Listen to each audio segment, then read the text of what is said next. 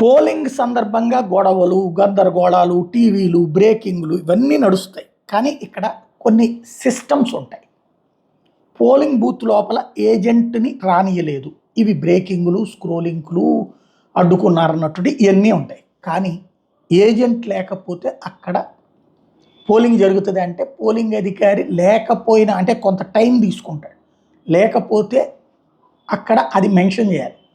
YSR Congress party వాళ్ళని ఆపుండొచ్చును, కానీ ఆ తర్వాత అయినా టైం ఉంది కదా, లోపలికి వెళ్ళి డిసెంట్ రాయిచ్చు అతను. అక్కడ ఇదిగో నాకు ఇట్లా జరిగింది అని కంప్లైంట్ ఇవ్వాలి. అది ఆ పోలింగ్ బూత్ అధికారి ఎన్నికల సంఘానికి పంపిస్తారు. ఇది నెంబర్ 1. రెండవది, పోలింగ్ బూత్ ఏజెంట్లు ఎవరైతే ఉంటారో వాళ్ళు కంపల్సరీగా ముందు పొద్దున్నే వెళ్ళి అక్కడ ఇవి చూడాలి. దాన్ని ఏమంటారు, వీవీప్యాట్లు అయితే వీవీప్యాట్లు ఇప్పుడు ఇవి లెక్కలు చూసుకుంటారు, ఈ అంకెలు ఇవన్నీ కూడా. ఇప్పుడు ఈవీఎంలు కాదు కాబట్టి ఆ సంఖ్య చెక్ చేసుకుంటారు. ఆ తర్వాతన వాళ్ళు సంతకం పెట్టాక ఎన్నికలు బిగిన్ అవుతాయి. పూర్తయ్యాక మళ్ళీ ఎన్ని పోలింగ్ అయినా అంటే వీళ్ళందరూ కూడా టిక్ చేసుకుంటారు కదా ఎన్ని అనేటటువంటిది. ఇవి కౌంట్ వేసుకోవడం ప్లస్ వాళ్ళ దగ్గర ఉన్న ఈ కౌంట్ వేసుకుని సంతకం పెట్టాలి. ఇప్పుడు మనకి తెలియాల్సిన అంశం అంటే ఇక్కడ తెలుగుదేశం ఒక రకం ప్రచారం, వైసీపీ ఒక రకం ప్రచారం. వైసీపీనేమో పోలింగ్ ఏజెంట్ అని పోనీలేదని, తెలుగుదేశం ఏమో అట్లాంటిది ఏం లేదు, వాళ్లే కావాలని హడావిడి చేస్తున్నారని.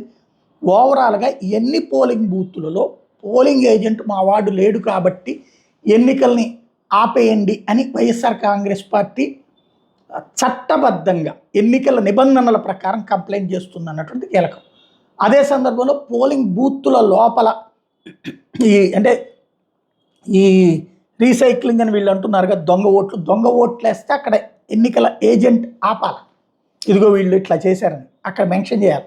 పోలీసులు పిలవాలి. ఎన్ని చోట్ల పోలీసులు పిలిచారు, వైసీపీ వాళ్ళు ఎన్ని చోట్ల పోలీసులు పిలిపించారు, లేదా వైసీపీ వాళ్ళు దొంగ ఓట్లు వేస్తుంటే తెలుగుదేశం వాళ్ళు ఎన్ని చోట్ల పోలీసులు పిలిపించారు. మొత్తం ఇవాళ దాన్ని ఏమంటారు, సెల్ ఫోన్ లైవ్లు వచ్చేసినాయి అక్కడ 2 పార్టీలకి కూడా.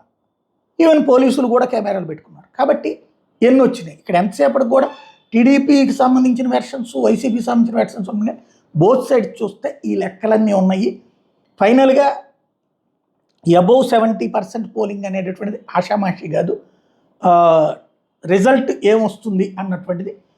దాంతోపాటుగా ఈ లెక్కలు ఎవరేమి ఇచ్చారు, లెక్కలు ఎవరేం కంప్లైంట్లు ఇచ్చారు అన్నటువంటిది తేలాల్సి ఉంది.